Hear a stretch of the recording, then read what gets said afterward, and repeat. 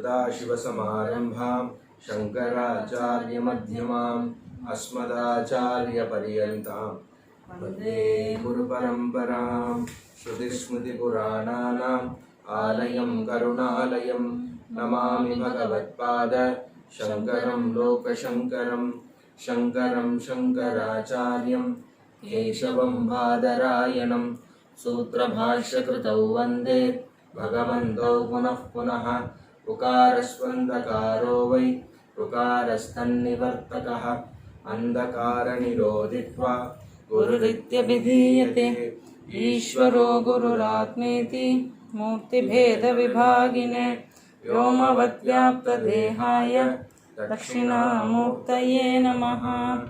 ॐ सहना भवतु सहनौ भुनक्तु सह वीर्यं करवावहै तेजस्विनावधीतमस्तु मा विद्विषावहै। ॐ शान्ति शान्ति शान्तिः।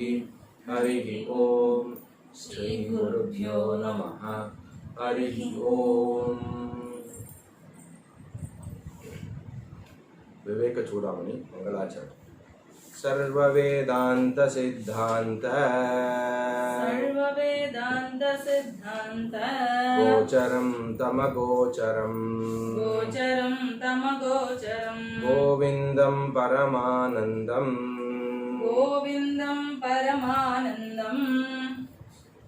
सद्गुरुं प्रणतोऽस्म्यहं दुर्लभं त्रयमेवैतत् देवानुग्ररहेतुकम् मनुष्यत्वं मुमुक्षुत्वं महापुरुषसंश्रयः। पेज 136 136 श्लोकम 222 222 विशोक आनंद गणो विपश्चित्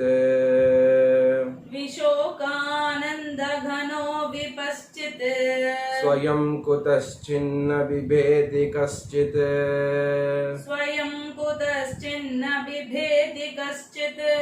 नान्योस्ति पन्था भवबन्धमुक्तेः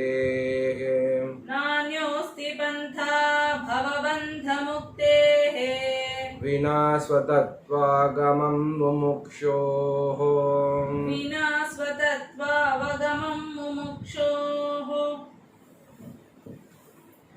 அப்போ இந்த 222வது ஸ்லோகம் நம்ம பார்த்து முடிச்சோம் விவேக சூடாமணியில்.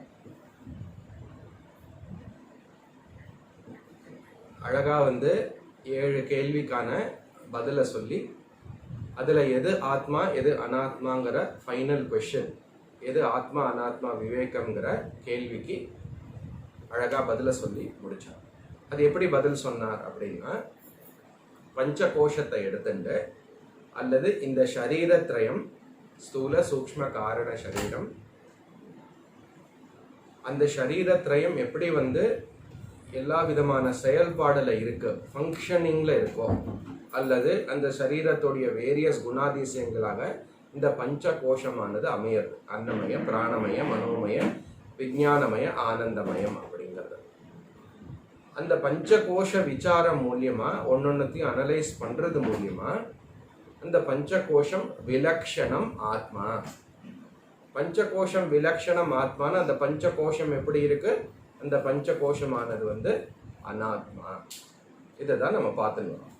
அப்போ நம்ம அப்படி பார்த்து முடிக்கும் போது ஃபைனலா என்ன சொன்னார் அப்படின்னா, அப்படி அந்த ஆத்மா நான் அப்படிங்கிறத தெரிஞ்சுக்கிறது மூலியமா அந்த ஆத்ம சைத்தன்யமானது எது நித்தியமாக சர்வகதமாக, எது விபுத்வமாக, எது சூக்ஷ்மமாக, எது அந்தர்பகிர் அந்யஹா சூன்யஹா, இப்படி இதெல்லாம் தேகதிய சித் பிரதிபிம்ப விசர்ஜ்ய, அப்படி ஒருத்தர் பஞ்சகோஷா இது அது நான் இல்லை, நான் அதற்கு ஆத்ம, நான் அதற்கு வேறானவன் அப்படின்னு புரியறது மூலியமா நான் சாட்சி சைத்தன்யம் ஆத்மா அகண்டம், சர்வ பிரகாசம் அப்படிங்கிற இந்த சப்தம் எல்லா சப்தத்துக்கு இப்போ எல்லாம் சொன்னேன் இல்லையா ஒன்றுன்னா, இது எல்லாம் நான் என்கிற சினானிம் ஏற்படும்.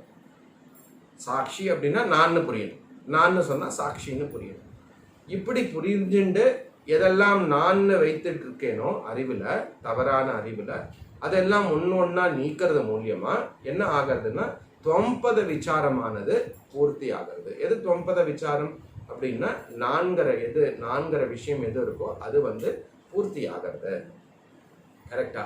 சரி, அப்போ கடைசியா அதுக்கு என்ன கன்க்ளூட் பண்றாரு அப்படின்னா, அதோடைய பலன் எப்படி? விஷோகா பவதி. நான் எப்படிப்பட்டவனாக இருப்பேன் அப்படின்னா விஷோகா. விஷோகனா எப்படி இருப்பான்? எல்லா விதமான சோகங்கள்லேருந்து விடுபட்டவன். விபஷ்சித்து குதஷ்சின்ன விபேதி கஷ்டித்து, கொஞ்சம் கூட பயமற்றவனாக இருப்பான். அப்படி பயப்படாம இருக்கிறது இல்லை.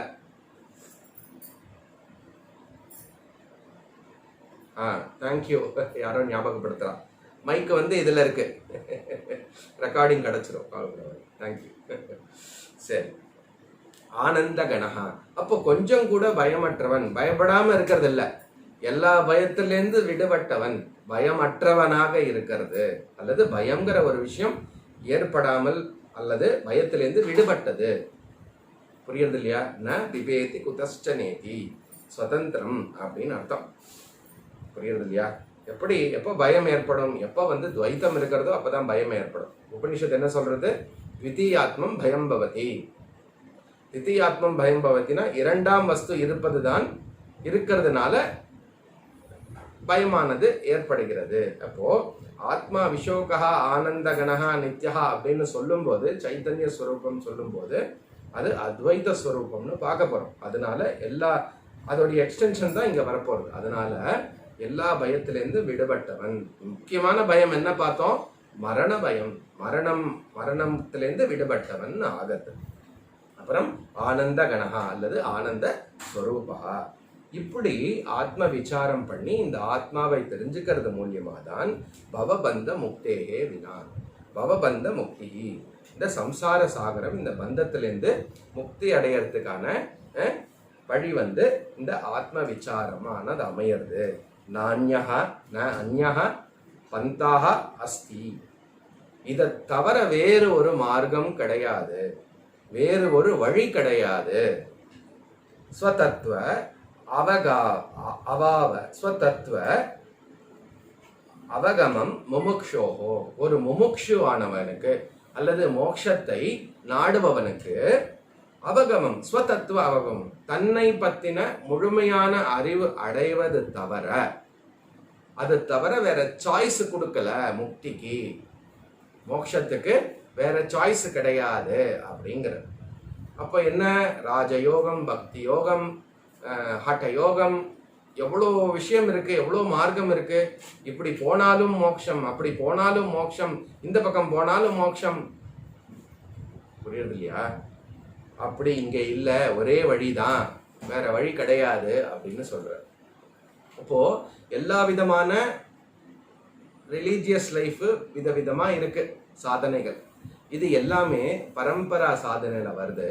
இது எல்லாமே ஞான யோகம்ங்கிற அந்த விஷயத்துக்கு கொண்டு விடுமே தவிர, நிறைய மார்க்கங்களை கொண்டு நமக்கு ஞானத்துக்கான தகுதியை கொடுக்கும் பல மார்க்கங்கள். ஆனா மோட்சத்துக்கு, ஞானத்துக்கு அல்லது மோட்சத்துக்கு எது ஒரே மார்க்கம்? ஞானாத் ஏவ மோட்சம். ஞானமே மோட்சத்தை தருகிறது. அப்போ இந்த ஞானமே மோட்சத்தை தருகிறதுனா எவ்வளவு மார்க்கம் இருக்கு? ஒரு ஞானம்தான். புரியுறது இல்லையா? ஒரே விஷயம்தான், வேற வழி கிடையாது. அதனால என்ன, எங்கெல்லாம் நமக்கு சப்போஸ் இப்ப கூட பாக்கி இருந்ததுன்னா கொஞ்சம் நஞ்சம் மிஸ்கன்செப்ஷன், நம்ம என்னெல்லாம் ரிலீஜியஸ் லைஃப்ல ஈடுபடுறோமோ அது நமக்கு மோட்சத்தை கொடுத்துராது.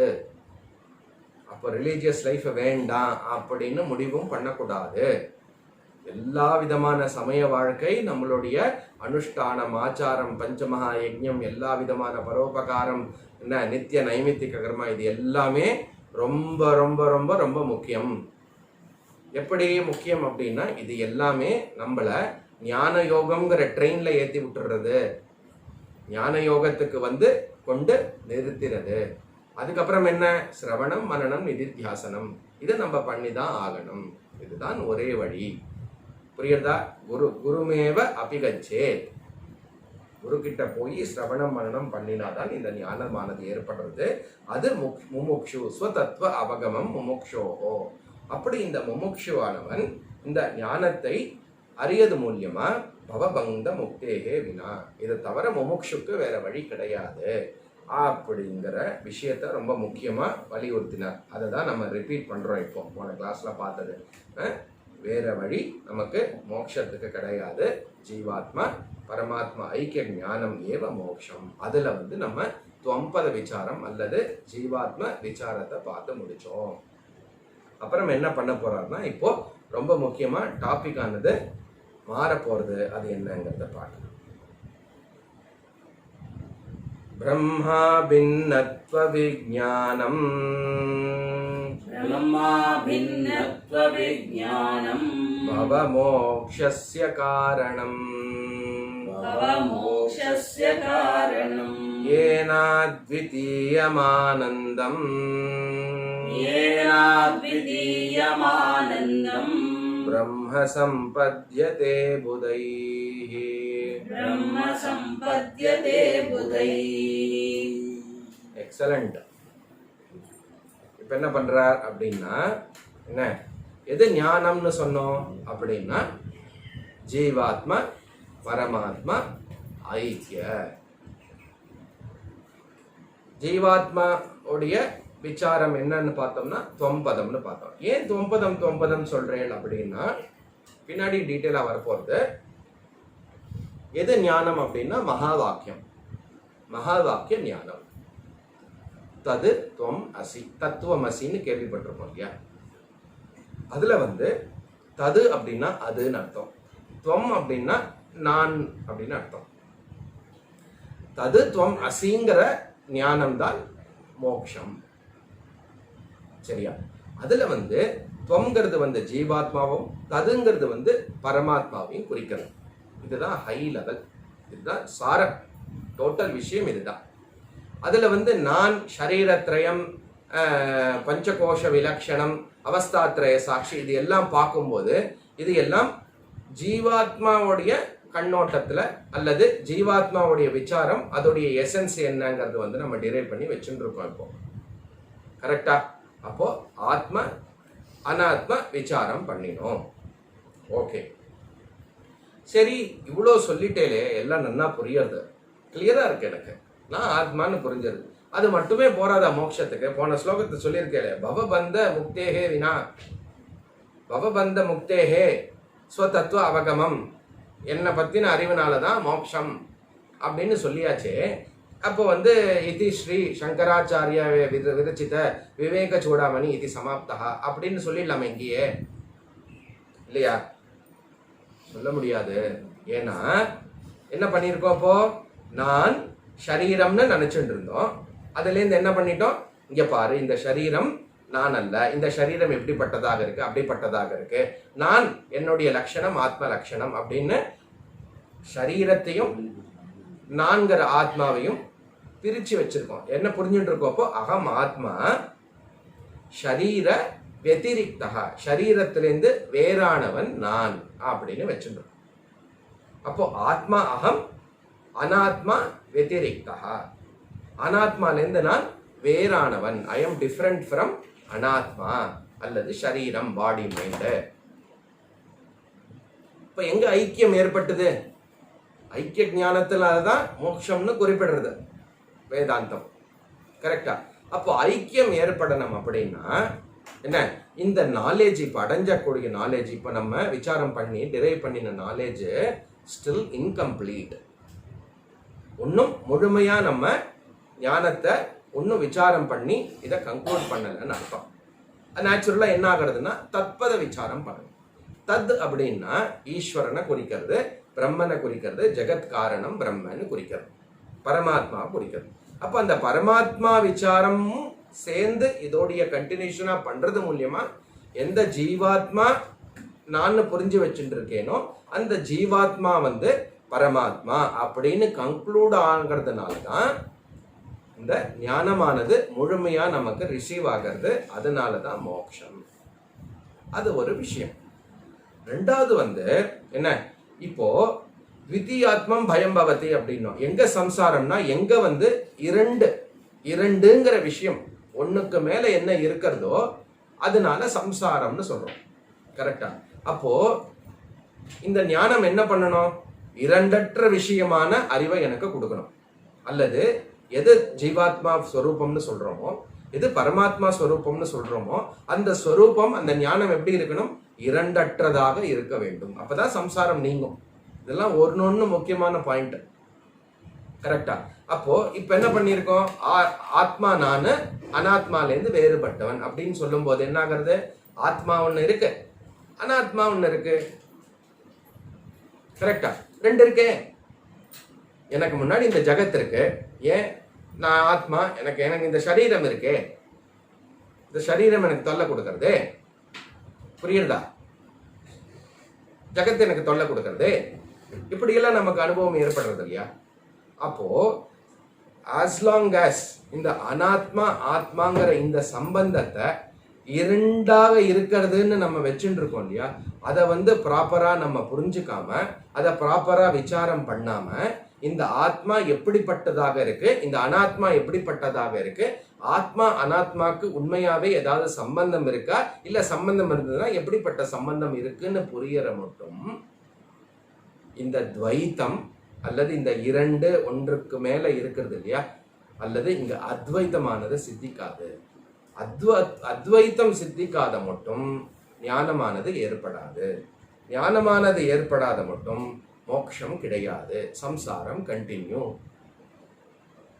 அதனால நம்ம என்ன பண்றோம் அப்படின்னா, இப்போ இந்த ஸ்டேஜ்ல வந்திருக்கோம். அதனால இங்க விவேக சூடாமணியானது முடிக்கல. என்ன பண்றோம் அப்படின்னா, தொம்பத விசாரத்தை கன்க்ளூட் பண்ணிட்டு அடுத்தது என்ன பண்றோம்? தத்பத விசாரம் அல்லது பரமாத்ம விசாரம் அல்லது பிரம்ம விசாரம். அதற்கு நம்ம அடுத்த ஸ்டெப்புக்கு போக போறோம். சரியா?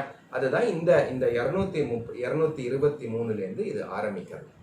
அப்ப என்னது அப்படின்னா, திரும்பியும் இந்த மொத்த அனாத்மா எனக்கு வேறானது, நான் அதற்கு சாட்சியாக சைத்தன்யமாக அதிலேந்து வேறாக அதுக்கு உட்படாமல் இருக்கக்கூடிய ஆத்ம தத்துவம் நான், ஆத்மஸ்வரூபம் நான். I am consciousness. புரியுது இல்லையா? அப்போ சொன்ன மாதிரி இந்த ரிலேஷன்ஷிப் இருக்கா, அதை ரிசால்வ் பண்ணாத மட்டும், அனாத்மா இருக்கிற மட்டும் துவைத்தம் கண்டினியூ. இதனாலதான் ஏகப்பட்ட பிலாசபிஸ் தர்சனமானது ஏற்பட்டிருக்கு, யோகம் சாங்கியம் அப்படின்னு. ஏன்னா இந்த மொத்த மேட்டர் அல்லது இந்த மொத்த அனாத்மா விஷயம் ப்ராப்பரா நம்ம புரிஞ்சுக்கணும். அப்போ என்ன பார்த்தோம் அப்படின்னா, என்ன சொல்ல போறது இப்ப டெவலப்மெண்ட் அப்படின்னா, இந்த மொத்தம் அனாத்மாவானது வெறுமன நாமரூபம், வெறும்ன தோற்றம் மட்டுமே. Only name and form. உண்மையாவே விசாரித்து பார்த்தால் அதற்கு சுயமான இருப்போ இண்டிபெண்டன்ட் எக்ஸிஸ்டன்ஸோ கிடையாது. அதுக்கு சப்ஸ்டன்ஸ் கிடையாது. எப்படி? இந்த பானையை போல. அல்லது களிமண்ணுக்கு தான் சப்ஸ்டன்ஸ். பானையோட இருப்பு களிமண்ணு தான். பானை அப்படிங்கிறது வெறும்ன ஒரு சொல்லுதான், இந்த ஃபார்முக்கு ஒரு சொல்லுதான், இந்த தோற்றத்துக்கு ஒரு பேர் தானே தவிர அப்படின்னு நம்ம புரிஞ்சுக்க போறோம். அப்போ அதனால என்ன பண்றோம் அப்படின்னா, இந்த மொத்த ஜெகத் அனாத்மாங்கிறது என்னது? ஷரீரத்ரயம், பிரபஞ்சத்ரயம். கரெக்டா? அப்படிதானே பார்த்தோம் நம்ம. அப்போ அனாத்மாங்கிறது மொத்த ஜெகத்தை இன்க்ளூடட். ஜெகத்துல என் சரீரமும் இன்க்ளூடட், இந்த சரீரமும். கரெக்டா? அப்போ பரமாத்ம விசாரம் அல்லது பிரம்ம விசாரம் அல்லது தத்பத விசாரம்னு ஆரம்பிக்கும் போது என்ன சொல்றது? பிரம்மனுடைய லட்சணம் என்ன? பிரம்மன் சொன்னாலும் என்ன, தத்பதம் சொன்னாலும் எல்லாம் ஒண்ணுதான், பரமாத்மா சொன்னாலும் ஒண்ணு. சரியா?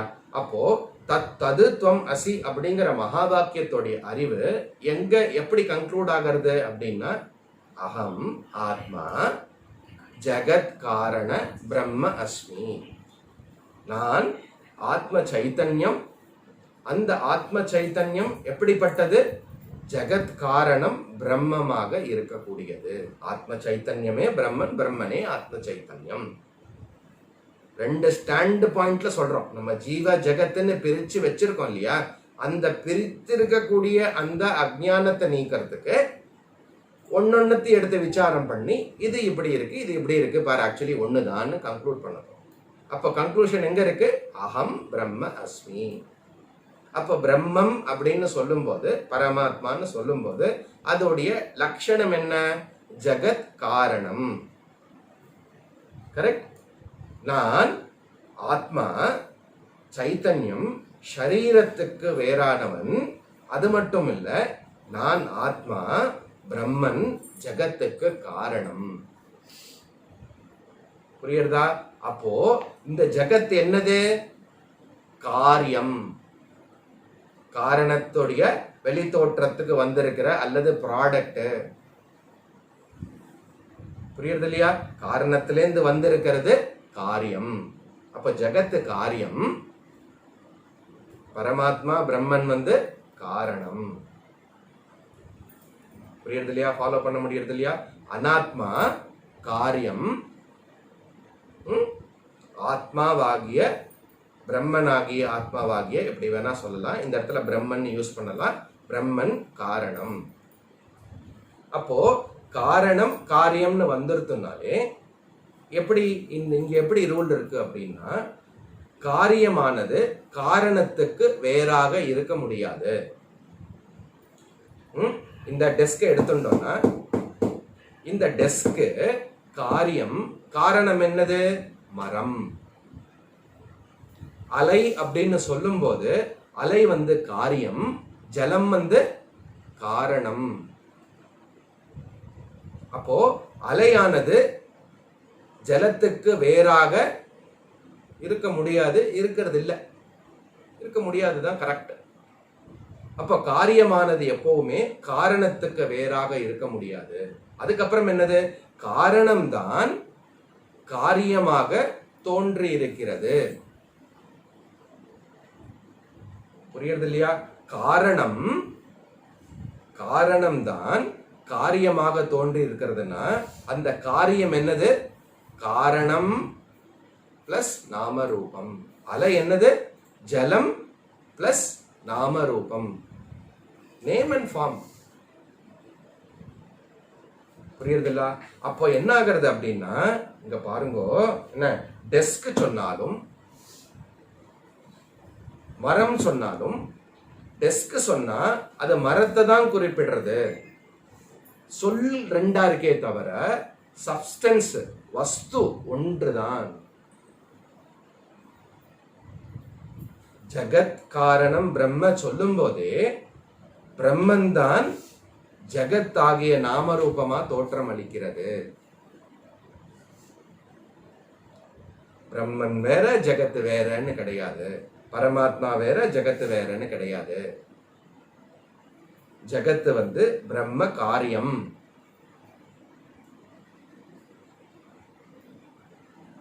புரியுறது இல்லையா? அப்போ என்ன, அந்த பிரம்ம விசாரம் தான் நம்ம இப்ப பண்ண போறோம். அப்போ காரண காரியம்னு வந்துருத்தோம்னா என்ன, காரியமானது காரணத்தை சார்ந்து இருக்கிறது. பானையானது களிமண்ணை சார்ந்து இருக்கிறது. களிமண்ணுக்கு வேறாக பானை இருப்பதில்லை. களிமண்ணே பானை உடைய தோற்றமாக இருக்கிறது. இதெல்லாம் சொல்லலாம். பானைக்கு ஒரு தனிப்பட்ட இருப்போ கிடையாது. இந்த உதாரணம் நம்ம பார்த்தோம். அதே விஷயம் இப்போ பிரம்ம ஜெகத் காரணம் சொல்லும் போது, பரமாத்மா ஜெகத் காரணம் சொல்லும் போது, ஜெகத்தானது பிரம்மனுக்கு வேறாக கிடையாது.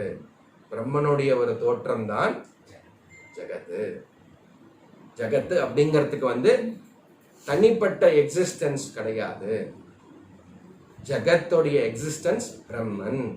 பிரம்மன் தான் ஜெகத்து அப்படிங்கிற விஷயத்த நம்ம புரிஞ்சுக்கணும். அதனால அதுக்கப்புறம் என்ன அப்படின்னா, இந்த ஜெகத் காரணம் பிரம்ம ஸ்ருதி என்ன சொல்றது, பிரமாணம் என்ன சொல்றது அப்படின்னா, இந்த பிரம்மன் சைத்தன்ய ஸ்வரூபம். புரியுதா? இந்த பிரம்மன் சைத்தன்ய ஸ்வரூபம். அகம் ஆத்மா பிரம்ம அஸ்மி.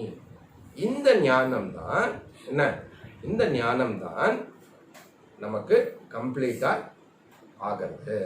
அப்போ வெறும்ன தொம்பத விசாரம் மட்டும் பார்த்தோம்னா என்ன? வெறும்ன தொம்பத விசாரம் மட்டும் பார்த்தோம்னா என்ன ஆகிறது அப்படின்னா, நான் ஆத்மா ஷரீரத்துக்கு வேறானவன், ஷரீரம் திருஷ்யம், அகம் திருக்கு. ஷரீரமானது எனக்கு ஆப்ஜெக்ட், நான் அதுக்கு சப்ஜெக்ட் எக்ஸ்பீரியன்சர். புரியுறது இல்லையா? அது எப்படி? திருக் திருஷ்ய சம்பந்தம். அந்த திருக் திருஷ்யம் நான் சரீரத்துக்கு வேறானவன் புரிஞ்சுதுன்னா என்ன ஆகிறது? துவைத்தம் கண்டினியூ, டுவாலிட்டி கண்டினியூஸ். புரியுறது இல்லையா? Duality continue. டுவாலிட்டி கண்டினியூ ஆகிறது அப்படின்னா சம்சாரம் கண்டினியூஸ். அதனால என்ன பண்றோம் அப்படின்னா தத்பத விசாரம். எது திருஷ்யமா இருக்கிறதோ மொத்தத்தையும் எடுத்துக்கிறோம். எடுத்துட்டு அது எப்படிப்பட்டதாக இருக்கு, அதுக்கும் பரமாத்மாக்கும் என்ன சம்பந்தம், அதுக்கும் எனக்கும் என்ன சம்பந்தம், அதோடைய சப்ஸ்டன்ஸ் என்ன அப்படின்னு தத்பத விசாரத்தை பண்றோம். அந்த தத்பத விசாரம் தான் பகவான்னு கூட சொல்லுவோம், பரமாத்மான்னு சொல்றோம். அப்போ ஜகத்து ஈஸ்வரா ரெண்டுத்தையும் ஒன்றாக சேர்த்து நம்ம விசாரம் பண்ண போறோம். அப்போ என்னது? இப்ப என்ன டெரைவ் பண்ணோம் அப்படின்னா, அந்த ஜகத்துக்கும் பிரம்மனுக்கும் எப்படிப்பட்ட சம்பந்தம் இருக்கு அப்படின்னா காரண காரிய சம்பந்தம். புரியுது இல்லையா? அப்போ காரண காரிய சம்பந்தம் அப்படின்னு புரிஞ்சுக்கிறதுனால, மொத்த ஜகத்துக்கு பிரம்மன் காரணம்னு புரியறதுனால என்ன ஆகிறது? அங்க இரண்டாம் ஒரு வஸ்து இருக்குங்கிற ஐடியாவானது, அந்த நோஷன் ஆனது நீங்கப்படுறது. கரெக்ட்? இத்தனை நேரம் என்ன பண்ணோம்? இது ஒண்ணு இருக்கு, அது ஒண்ணு இருக்கு, இதுக்கு நான் வேறானவன்னு பார்த்தோம். இப்ப எப்படி புரிஞ்சுக்கிறோம்? இது வெண்ணுன்னு ஒண்ணு இருக்குன்னு நினைச்சுட்டு இருக்கோமே, அது பானை மாறி, அது அலை மாறி, ரெண்டாவது ஒரு விஷயம் கிடையாது, இதுவே இப்படி தோன்றுகிறது அப்படின்னு காரண காரிய ரிலேஷன்ஷிப் நம்ம டிரைவ் பண்ணோம். என்ன புரிஞ்சுட்டு இருக்கோம்? பிரம்மன் காரணம், மிச்சதெல்லாம் காரியம். காரணம் காரியம்னு ரெண்டு வஸ்து கிடையாது, சொல்லு வேறையே தவிர வஸ்து ஒண்ணுதான், வஸ்து ஏகா. அப்ப என்ன ஆகிறது? துவைத்தமானது நீங்கி அத்வைத்தமானது நமக்கு புரிய வருது, தெரிய வருது. கரெக்டா? அதுதான் இப்போ நம்ம பார்க்க போறோம். அதே மாதிரி இந்த என்ன, ஃபார் எக்ஸாம்பிள் நம்ம சொப்பனத்தையும் எடுத்துட்டோம்னா, சொப்பனம் எக்ஸாம்பிள் எடுத்துட்டோம்னா, அந்த கனவானது கனவு காணும் போது எவ்வளோ அநேகமா இருக்கு, எவ்வளோ பியூட்டிஃபுல்லா இருக்கு, எவ்வளோ டிஃப்ரெண்ட் வெரைட்டி எல்லாமே இருக்கு. ஆனா விழித்த பிறகு என்ன ஆகிறது அப்படின்னா, அங்க இருந்தது என்ன தவிர ஒரு ரெண்டாம் வஸ்து கிடையாதுன்னு புரிய வருது. கரெக்ட்? விஸ்வம் தர்ப்பண திருஷ்யமான நகரி துல்லியம் நிஜாந்தர்கதம் பஷ்யன்னாத்மனி மாயையா பகரிவோத் பூதம் யதா நித்ரயா. புரியுதா? அப்படி என்ன, எப்படி அதே மாதிரி ஞானத்துக்கு அல்லது இந்த ஞானம் நமக்கு ஞான உற்பத்தி, ஞானத்துக்கு ஏற்பட்ட பிறகு என்ன புரியுறது அப்படின்னா, இருப்பது ஒரு வஸ்து தான், அத்வைத்தம் தான் இருக்கிறது. அது எப்படி இருக்கிறது? அந்த அத்வைத்தம் தான் பிரம்மன், அந்த பிரம்மன் ஆத்மா, அது நான் சொல்ல உடனே திரும்பியும் பாடி மைண்ட் அப்படியே யோசிக்க கூடாது. அதுக்கு தான் ஆரம்பத்திலேயே நித்யஹா சர்வகதா விபுஹு என்ன திரஷ்டா சாட்சி சைத்தன்யா இதெல்லாம் சொன்னதுக்கு என்ன என்ன புரியணும்? நானுங்கிற ஒரு அர்த்தம் தான் புரியணும் நமக்கு. புரியுது இல்லையா? அதுதான் துவம்பத விசாரத்துடைய அறிவு. அது எப்படி ஆகிறது? துவமேவ தது ததேவ துவம். இதுதான் முழுமையான ஞானம். அப்போ எது பிரம்மன்னு சொல்லப்படுறதோ from the stand point of totality, individual லெவல்ல அதே சைத்தன்யம் சாட்சின்னு சொல்றோம். ஃப்ரம் ஓவரால் ஹோல் எல்லாமே இருக்கு அப்படிங்கிற நோஷன்ல நம்ம திங்க் பண்ணும்போது அது என்ன சொல்றோம்? பிரம்மன் பரமாத்மா அப்படின்னு சொல்றோம். அப்போ இங்க என்ன, எது ஞானம், எப்படிப்பட்ட ஞானம் நமக்கு மோட்சத்தை கொடுக்கறது? பவபந்த முக்தி எதை கொடுக்கறது அப்படின்னா, ததேவ துவம் துவமேவ தது. ததுதான் துவம், துவம் தான் தது. அல்லது தது துவம் அசி. அது எப்படி ஒருத்தர் எப்படி புரிஞ்சுக்கணும்னா, அகம் ஆத்மா ஜகத் காரண பிரம்ம அஸ்மி, அகம் பிரம்ம அஸ்மி அப்படிங்கறத நம்ம புரிஞ்சுக்கிறது மூலியமா தான் இந்த துவைத்த பாவனா நீங்கிறது. ஞானத்துக்கு பிறகு அப்படியே ஜெகத் எங்கேயோ மறைஞ்சு போயிடாது. இந்த ஜெகத்து வேற, நான் வேற, பகவான் வேற அப்படிங்கிற நோஷன் இருக்கிறது இல்லையா, அது கம்ப்ளீட்டா டெமாலிஷ் ஆக அந்த நோஷன். அதனால அத்வைத்தம், அந்த அத்வைத ஸ்வரூபம் நான் ஏவ. கிளியர்? அதுதான் இங்கேருந்து 223 இருந்து ஆரம்பிச்சு 240 மட்டும் ஃபுல்லா சொல்ல போறேன். அதுக்கப்புறம் எப்படி இருக்கும், இந்த மகா வாக்கியத்தை இப்ப அறிமுகப்படுத்தினோமோ அதோடைய டீடைல் விசாரம் எப்படி ஐக்கியமா இருக்கு. அல ஜலம்னு சொல்லிட்டா ரொம்ப ஈஸி, கண்ட தெரியறது சொல்றோம். எப்படி பகவான் நான் ஒண்ணுங்கிறது எப்படி அதை சரியா புரிஞ்சுக்கணுங்கிறது ஃபியூச்சர் டெவலப்மெண்ட். இப்ப தத்பத விசாரத்துக்கு நம்ம டீட்டெயிலா போவோம். 223 படிச்சுட்டோம் இல்லையா, பிரம்ம அபின்னத்துவ விஞ்ஞானம். இப்ப எல்லா சொல்லும் உங்களுக்கு புரியும். அப்போ பிரம்ம அபின்னத்வ, வெறும்ன ஆத்ம தொம்பத விசாரம் மட்டும் போராது. அந்த ஆத்மா அப்படிங்கிற அறிவானது நான்கிறது பிரம்மனுக்கு வேறாக இருக்கிறது அப்படிங்கிற தவறான அறிவு இருந்தால் அது பிரயோஜனப்படாது. அந்த அறிவு எப்படி இருக்கணும், நானும் பிரம்மனும் ஒன்றே அப்படிங்கிற சரியான அறிவுதான்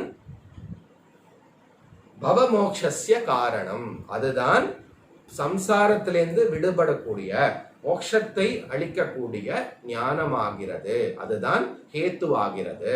அந்த ஞானம்தான் முழுமையா நமக்கு மோட்சத்தை கொடுக்கிறது. முழுமையா மோட்சம்னா அரவர மோட்சம்னு ஒண்ணு கிடையாது. இந்த கம்ப்ளீட் நாலேஜ்னால மோட்சம் நம்ம ஏற்படுறது. சம்சாரம் ஒண்ணு இருக்குன்னு நினைச்சுட்டு இருக்கோம் இல்லையா, அதுல இருந்து விடுபடுற மாதிரி மோட்சமானது ஏற்படுறது. புரியுது இல்லையா? அப்போ பிரம்ம ஐக்கிய ஞானேன ஏவ. புரியுது இல்லையா? பிரம்ம ஐக்கிய ஞானம்னா இப்ப புரிஞ்சிடும் உங்களுக்கு. அப்போ அந்த ஆத்ம சைத்தன்யம் பிரம்மன் தான் அப்படின்னு விசாரம் பண்ணின பிறகு எப்படிப்பட்ட ஐக்கிய ஞானம் ஏற்படுறதோ அந்த ஞானத்தினாலதான் பவமோக்ஷஸ்ய காரணம். இந்த சம்சாரத்திலிருந்து நம்மளால விடுபட முடியும். முமுக்ஷுஹோ பவபந்தஸ்ய வினாகா சொன்னார் இல்லையா, அந்த ஞானமானது தத்பத விசாரமும் அதுவும் துவமேவ தது ததேவ துவம்னு சொன்ன மாதிரி அப்படிதான் ஏற்படும். ஏன அத்விதீய ஆனந்த பிரம்ம சம்பத்யதே.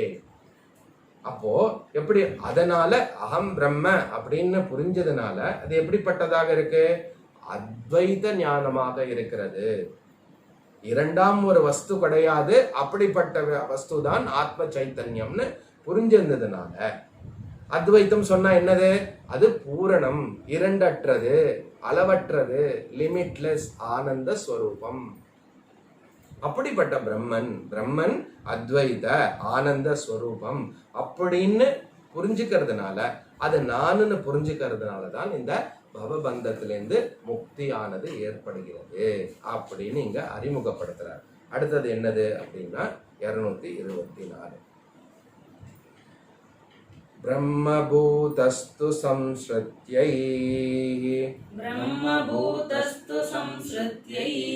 வித்வான் நாவர்த்ததே புனः விஜ்ஞாதவ்யமதः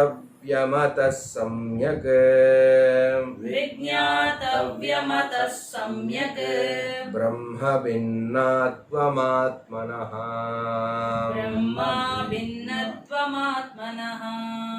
பிரம்ம அபின்னத்வ ஆத்மனः.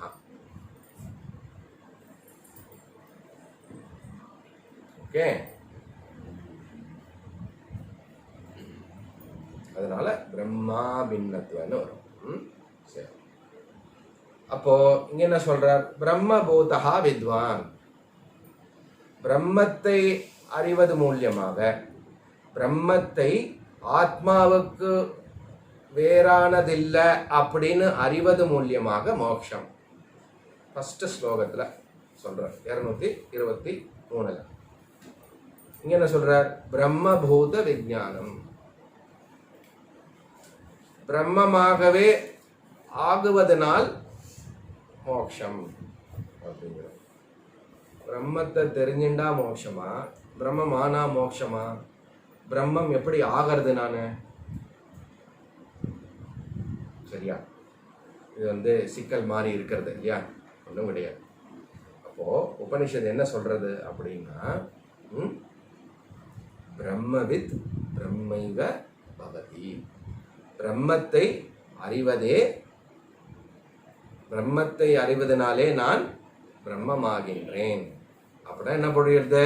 நான் பிரம்மமா இருக்கேன்னு தெரியறது அப்படின்னு சொல்றது. நான் ஆல்ரெடி பிரம்மமா இருக்கேன்னு புரிஞ்சுக்கிறேன்னு அர்த்தம். புதுசா நான் பிரம்மமா இல்லை, அப்படியே கொஞ்சம் கொஞ்சமா டெவலப் ஆகி சடனா பிரம்மமா மாறுறது கிடையாது. இது சித்த வஸ்து.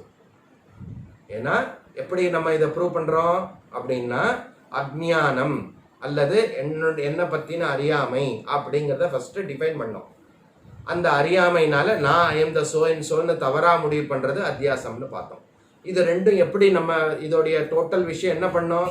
இது வெறுமன ஒரு பிராந்தி அப்படின்னு பண்ணோம்.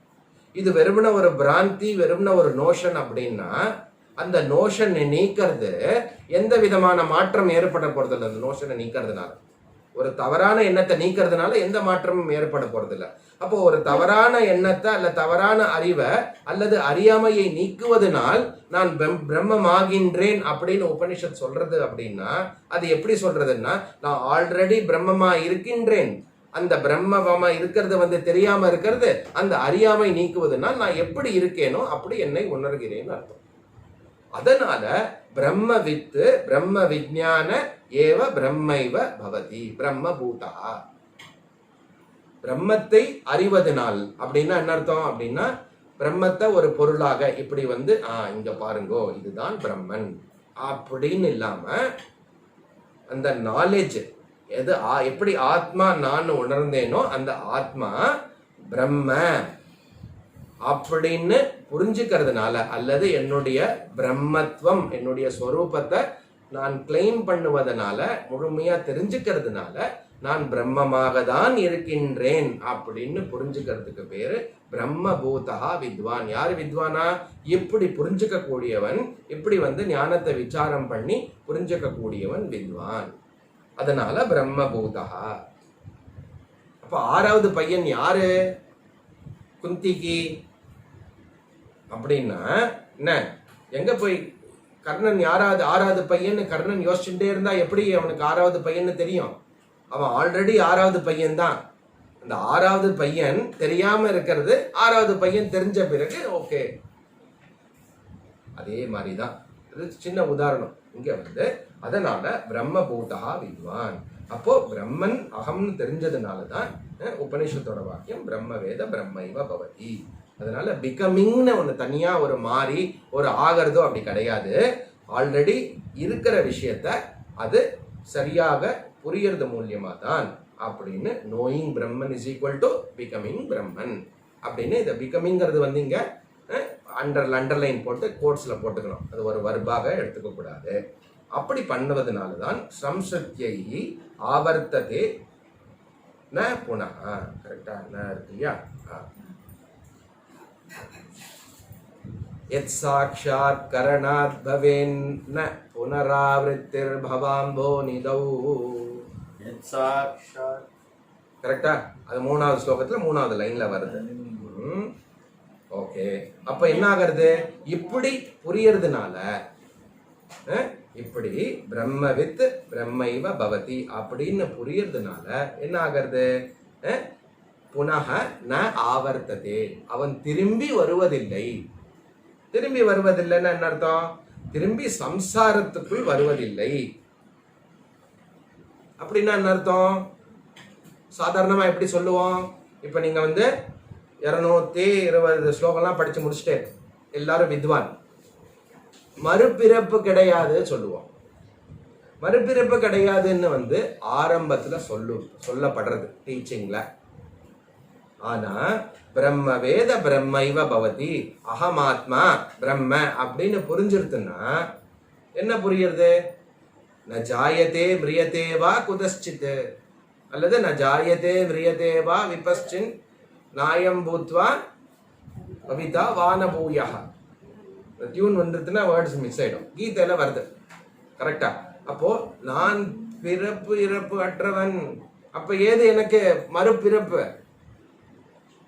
புரியுது இல்லையா? அப்போ இங்க சம்ஸ்ருத்யைஹி ந புனர் ஆவர்த்ததே அப்படின்னா என்ன அர்த்தம் அப்படின்னா, சம்சாரம் இருந்தது இல்லையா, அந்த சம்சாரம் இருந்ததுன்னு ஒரு எண்ணம் இருந்தது இல்லையா, அது நீங்கி திரும்பி அந்த எண்ணம் அந்த சம்சாரம் வராதுன்னு அர்த்தம். பர்மனண்டா நீங்கிறதுன்னு அர்த்தம். அல்லது மோக்ஷ பிராப்தி இது அர்த்தம்னு அர்த்தம். அல்லது எனக்கு எப்பவுமே சம்சாரமானது இருந்தது கிடையாது.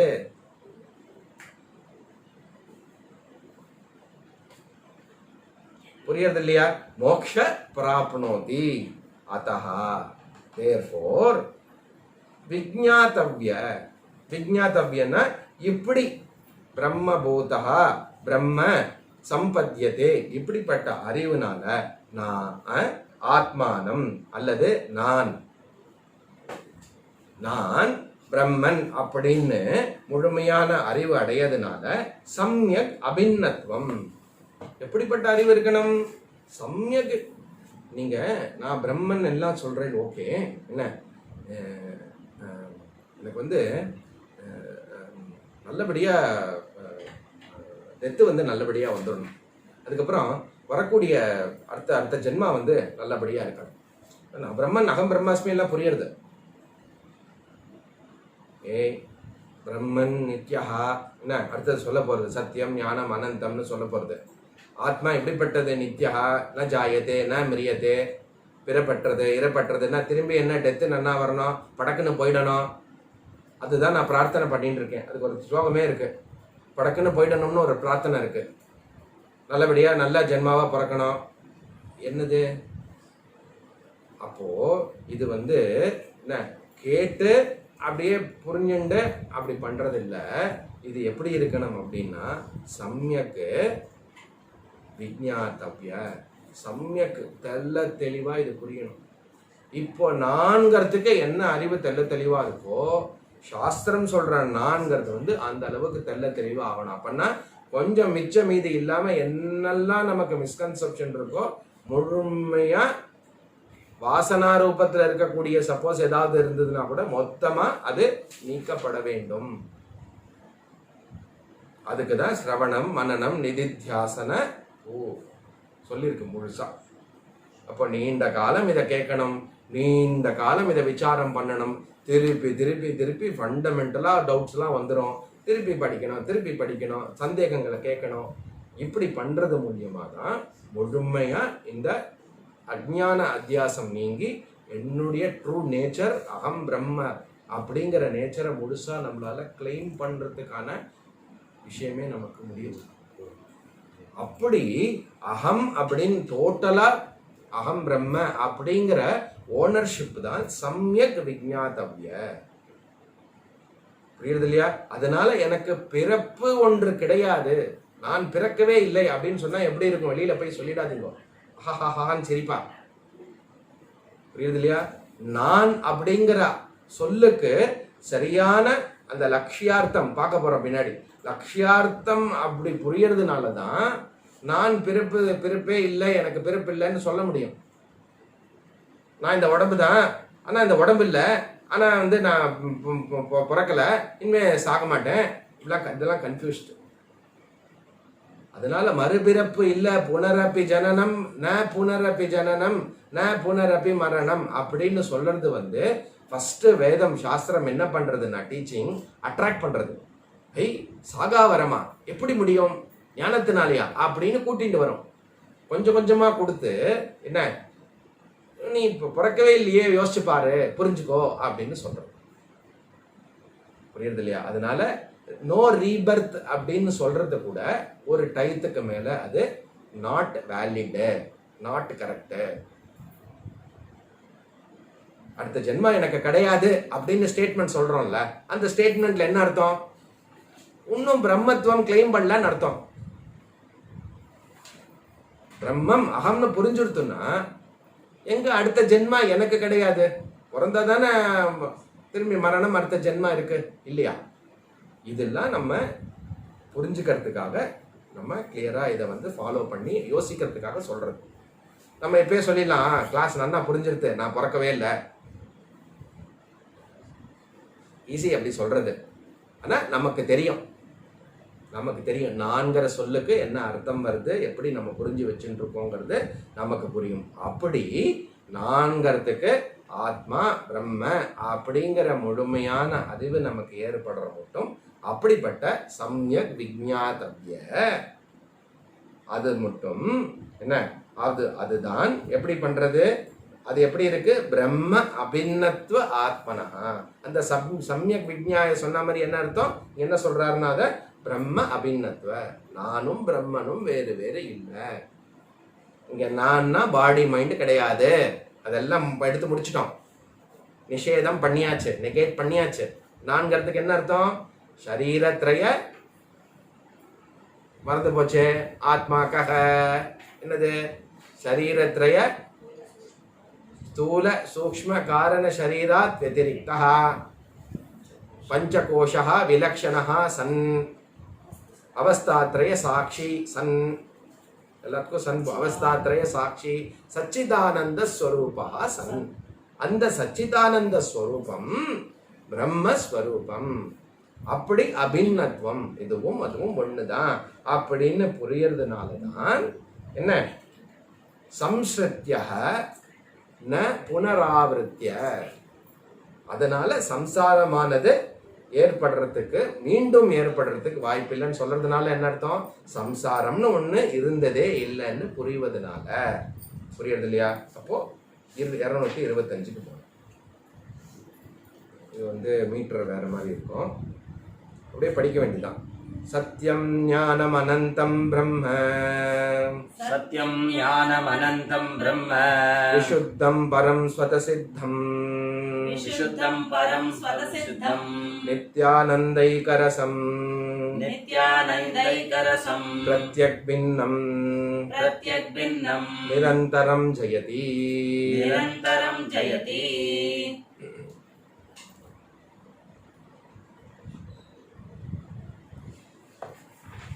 அப்போ பிரம்மன் பிரம்மன் பிரம்மன் சொன்னேனே, அந்த பிரம்மன் ஜெகத்காரணம் சொன்னேனே, தத்பதம் சொன்னேனே, பரமாத்மா சொன்னேனே, அந்த பிரம்மத்துடைய லட்சணம் என்ன? பிரம்மத்துடைய லட்சணத்தை தான் இந்த ஸ்லோகம் நமக்கு குறிப்பிடும். எப்படி இருக்கு பிரம்மனுடைய லட்சணம் அப்படின்னா, அப்போ தத்பத விசாரம் பரமாத்ம விசாரம்னு சொல்லும்போது இது எல்லாமே நம்ம எப்படி எது வச்சு நம்ம இதெல்லாம் படிக்கிறோம், எதை வச்சு புரிஞ்சுக்கிறோம்னா முழுமையா ஸ்ருதி பிரமாணத்தோடைய பேஸ் பண்ணி புரிஞ்சுக்கிறோம்.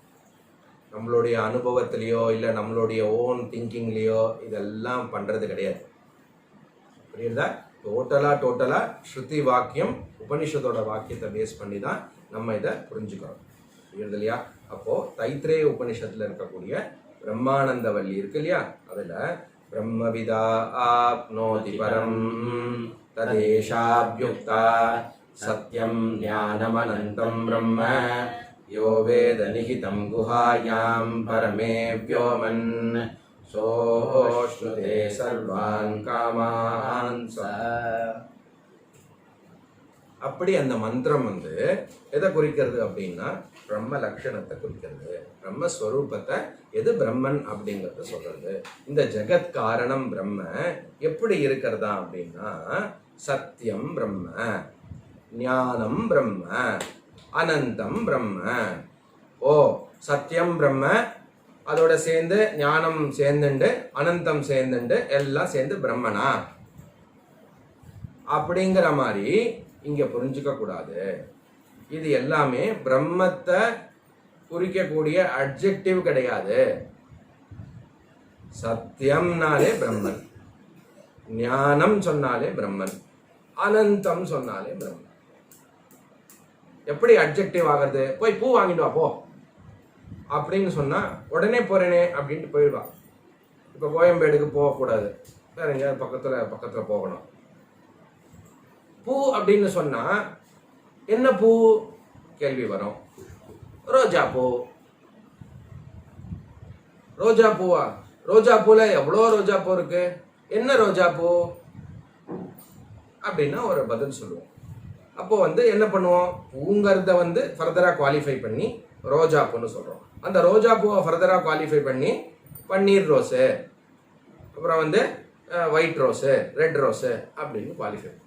அப்போ இந்த அட்ஜெக்டிவ் என்ன பண்றது அப்படின்னா, வெரைட்டியா அநேகமா இருக்கக்கூடிய விஷயத்திலேருந்து ஒரு விஷயத்தை யுனிக்கா எடுத்து காட்டுறது. ஒரு விசேஷத்தை இது பண்ணி அந்த விசேஷமான விஷயத்தை குறிக்கிறது. ஆனா சத்தியம், ஞானம், அனந்தம்னு 3 சொல்லு யூஸ் பண்ணினாலும் இங்க இது அட்ஜெக்டிவ் கிடையாது. இது விசேஷத்தையோ விசேஷணத்தையோ குறிக்கல. இங்க என்ன குறிக்கிறது? இது எல்லாவற்றும் ஒரே பிரம்மத்தை தான் குறிக்கிறது. ஏன்னா பூ வாங்கிண்டு வா அப்படின்னு சொல்ற ஸ்டேட்மெண்ட், சப்போஸ் வெரைட்டியா பூவே இல்லை, ஒரே ஒரு பூ தான் இருக்குன்னு வச்சுக்கோங்க, எந்த வார்த்தையும் தேவையில்லை.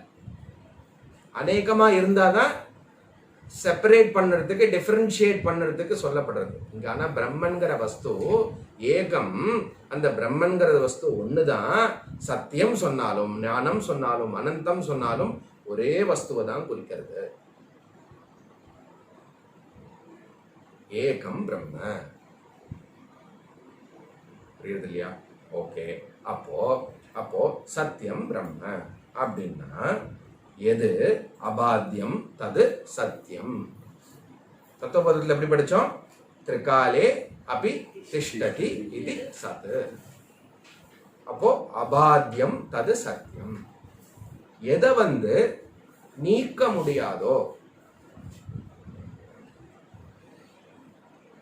எதை நீக்க முடியாதோ, எது சத்தோ அது சத்தியம். அபாத்தியம் அப்படின்னா, பாத்தியம் அப்படின்னா நீக்கக்கூடியது. நீக்கிறதுனா பிசிக்கலா அப்படின்னு புரிஞ்சுக்க கூடாது. இங்க இன்டெலெக்சுவலா, காக்னிட்டிவா நீக்கப்படுறதுன்னு அர்த்தம். புரியுது இல்லையா? இப்போ என்ன இது? ஃபர்ஸ்ட் இதோடைய அறிவு என்ன ஏற்பட்டது நமக்கு? இது பானை. கரெக்டா? விசாரம் பண்ண என்ன ஆகிறது? பானைங்கிற அறிவு நீங்கி, ஓ இது களிமண். இந்த டெம்பரரி இந்த எக்ஸாம்பிள். ஆனா சத்தியம் அப்படின்னா எதை நீக்கவே முடியாதோ. கரெக்ட்? இங்க என்ன இருக்கு? இது சொன்ன மாதிரி காலர் மைக் ஈஸ். கரெக்ட்? இங்க டம்ளர் ஈஸ். டம்ளர் இருக்கு, காலர் மைக் இருக்கு, புஸ்தகம் இருக்கு. கரெக்டா? முன்னாடி லேப்டாப் இருக்கு. கரெக்டா? அப்புறம் வேஷ்டி, அங்கவஸ்திரம் இருக்கு, மாலை இருக்கு, உடம்பு இருக்கு, ஸ்பெக்ஸ் இருக்கு. அப்போ என்ன மாறிண்டே இருக்கிறது இங்க? எல்லா ஸ்டேட்மெண்ட் ஒண்ணுன்னா நீங்க எழுதி யோசிச்சல் அப்படின்னா ஒரு ஆப்ஜெக்டும் மாறிண்டே இருக்கிறது. என்ன ஆப்ஜெக்ட் மாறிட்டு இருக்கிறதுனா, மைக்கு, புஸ்தகம், வேஷ்டி, அங்கவஸ்திரம், மாலை, ஸ்பெக்ஸ், டெஸ்க், லேப்டாப், டம்ளர். ஆனா எது மாறாம இன்வேரியபிளா எது இருக்கு? எது மாறாம இருக்குன்னா இருக்கு இருக்கு இருக்கு அல்லது ஈஸ் ஈஸ் ஈஸ் ஈஸ்.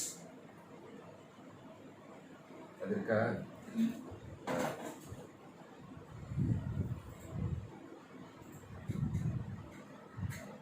இது இது என்னது? ஒரு காலத்துல பானையா இருந்தது. இது நல்லா வாழ்ந்த பானை. அப்ப என்ன சொல்லியிருக்கோம்? பாட் ஈஸ் சொன்னோம். அப்போ மைக் கிட்ட போயிருக்கு. ஓகே, பாட் ஈஸ் சொன்னோம். இப்போ இது உடஞ்ச பிறகு இது பாட்டுன்னு சொல்ல மாட்டோம், உடஞ்ச பானை ஈஸ் சொல்லுவோம், இல்ல களிமண்ணு தூள் ஈஸ். கரெக்டா? அப்போ பானைன்னு சொன்னாலும் வேற ஏதாவது சொன்னாலும் என்ன, எது மாறாம இருக்கிறது? அந்த ஆப்ஜெக்டே இல்லைன்னா கூட என்ன இருக்கு? இல்ல ஈஸ். ஒண்ணுமே இல்ல ஈஸ். ஒண்ணுமே இல்லைன்னு சொன்னாலே ஒண்ணுமே இல்லை இருக்குன்னு ரிப்போர்ட் பண்றோம். கரெக்டா? அப்போ எது சத்து? என்னதான் ஆப்ஜெக்ட் மாறினாலும் அதோடைய லைஃப் டைம் முடிஞ்சாலும் பிசிக்கலா டிஸ்ட்ராய் பண்ணாலும் அது வேற ஃபார்முக்கு மாறினாலும் என்ன கண்டினியூ ஆகிறது? Is is is. அந்த ஈஸ்னஸ், அதற்கு பேரு சத்து, அது சத்தியம், அது இருப்பு அல்லது எக்ஸிஸ்டன்ஸ். அந்த எக்ஸிஸ்டன்ஸ் பிரம்ம. புரிஞ்சுது இல்லையா? ஃபர்தரா போலாம். பானை ஈஸ் சொன்னா என்ன அர்த்தம்?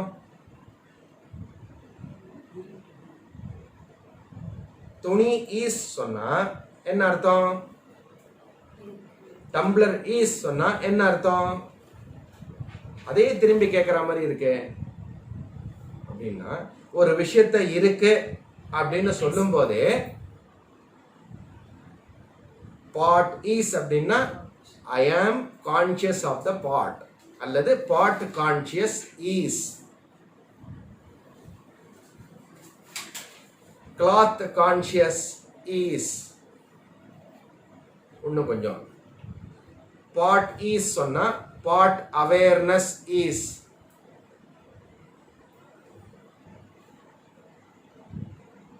துணி இருக்கு சொன்னா துணி அவேர்னஸ் ஈஸ். அப்போ ஒரு விஷயத்த இருக்கு அப்படின்னு சொல்லும் போதே அதோடைய உணர்வும் எனக்கு ஏற்படுறது, அதோடைய அவேர்னஸும் உணர்வு எனக்கு ஏற்படுறதுங்கிறது சொல்றதுக்காக சொல்றது. என்ன இருக்குன்னு சொல்லும் போதே அதோடைய உணர்வும் நம்ம அப்சர்வ் பண்றோம். கரெக்டா? அப்போ ஞானம் பிரம்ம அப்படின்னு அடுத்த சொல்லும் போது ஞானம்னா என்ன? நாலேஜ்னு சொல்றது. அதோடைய என்ன அர்த்தம் அப்படின்னா அவேர்னஸ் அல்லது கான்சியஸ்னஸ், உணர்வு. கரெக்ட்? அப்போ திரும்பி இதே மாதிரி பார்ப்போம். ஆப்ஜெக்டை எடுத்துட்டாலும் ஆப்ஜெக்டை மாத்தினாலும் என்ன? அவேர்னஸ் அவேர்னஸ் அவேர்னஸ், உணர்வு உணர்வு உணர்வு, கான்சியஸ் கண்டினியூஸா இன்வேரியபிளா இருக்கிறது. புரியுறது இல்லையா? அப்போ ஞானம் பிரம்ம சொன்னாலும் கட பட விருக்ஷ மனுஷ ஞானத்துல எது இன்வேரியபிளா இருக்கு அப்படின்னா அந்த ஞானம் அல்லது அவேர்னஸ், உணர்வு, கான்சியஸ்னஸ். எப்படி இருப்பு எக்ஸிஸ்டன்ஸ்னு பார்த்தோமோ அதே ஒரு அறிவு கான்டெக்ட்ல இப்போ அதையே பார்க்கிறோம். அப்போ அறிவு வேற இருப்பு வேறையா அப்படிங்கிற கேள்வி வரும்போது என்ன சொல்றோம் அப்படின்னா இருப்பே உணர்வு, உணர்வே இருப்பு. ரெண்டுத்தையும் பிரிக்க முடியாது. ரெண்டுத்தையும்னு நம்ம ரெண்டும் இருக்கேங்கிற மாதிரி யோசிக்கிறதுனால ரெண்டுத்தையும்னு சொல்றோம். ஆக்சுவலி அங்க ரெண்டு கிடையாது. சைத்தன்யம் தான் எக்ஸிஸ்டன்ஸ், எக்ஸிஸ்டன்ஸ் தான் சைத்தன்யம். புரியுறது இல்லையா? அப்போ என்ன? ரெண்டுமே இன்வேரியபிள், ரெண்டுமே நீக்க முடியாதது, ரெண்டுமே காலத்துக்கும். இன்னொரு ஃபர்தரா பார்ப்போம். என்ன? Time is, space is. Correct? அப்போ டைம் ஈஸ், ஸ்பேஸ் ஈஸ் சொல்லணும்னா என்ன? டைமோட எக்ஸிஸ்டன்ஸும் குறிப்பிடுறது, ஸ்பேஸோட எக்ஸிஸ்டன்ஸும் குறிப்பிடுறது. நமக்கு மொத்தமா இருக்கிறதெல்லாம் எப்படி இருக்கு எக்ஸ்பீரியன்ஸ்ல? எல்லாமே டைம் அண்ட் ஸ்பேஸ் உட்பட்டதாக இருக்கிறது. கரெக்டா? தேச காலம், தேசம் ஈஸ், காலம் ஈஸ்ன்னு சொல்லும் போது இதெல்லாம் எப்படி இருக்கு? நமக்கு எக்ஸ்பீரியன்ஸ் எப்படி இருக்கு? எல்லாமே தேசத்து காலத்துக்கு உட்பட்டதா இருக்கு. Confined and limited to time and space. அப்போ இந்த ஈஸ்னஸும் இந்த அவேர்னஸும் எதை நம்ம பார்த்தோமோ, இந்த ஞானஸ்வரூபமும் உணர்வும் இருப்பும் எப்படி இருக்கிறது? தேசத்துக்கும் காலத்துக்கும் எக்ஸிஸ்டன்ஸ் ஆகவும் கான்சியஸ்னஸ் ஆகவும் இருக்கிறது. அல்லது free from time and space, அல்லது டைம் அண்ட் ஸ்பேஸுக்கு எது அதிஷ்டானமாக, எது எக்ஸிஸ்டன்ஸ் பிரின்சிபலாக, கான்சியஸ்னஸ் பிரின்சிபலாக இருக்கிறதோ அது பிரம்ம, சத்தியம், ஞானம். அப்போ எது காலத்துக்கும் தேசத்துக்கும் உட்படாதது இருக்கிறதோ அது என்னது? அப்படின்னா அது லிமிட்லெஸ். கரெக்டா? அதனால அனந்தம் பிரம்ம.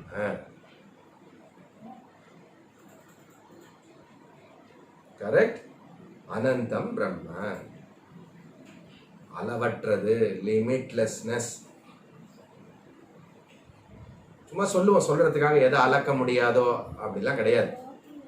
எது அளவற்றதாக இருக்கிறதோ, எதுடைய நேச்சர் அளவற்றதாக இருக்கிறதோ அது பிரம்ம. சத்தியம், ஞானம், அனந்தம் பிரம்ம அப்படின்னு இந்த விஷயத்த சொல்றாரு. இதோடைய ஃபர்தர் விஷயம் இதோடைய சொரூபத்தை மிச்ச எல்லா வர ஸ்லோகத்தை எல்லாத்தையும் சொல்ல போறார். இந்த காரண காரிய சம்பந்தமும் நம்ம ஞாபகம் வச்சுக்கணும். அதையே எக்ஸ்பேண்ட் பண்ணி தத்பத விசாரத்தை நம்ம ஃபர்தரா பார்க்கலாம். ஓம் பூர்ணமத பூர்ணமிதம் பூர்ணாத் பூர்ணமுதச்யதே பூர்ணஸ்ய பூர்ணமாதாய பூர்ணமேவாவசிஷ்யதே. ஓம் சாந்தி சாந்தி சாந்தி. ஹரி ஓம். ஸ்ரீ குருப்யோ நமः. ஹரி ஓம்.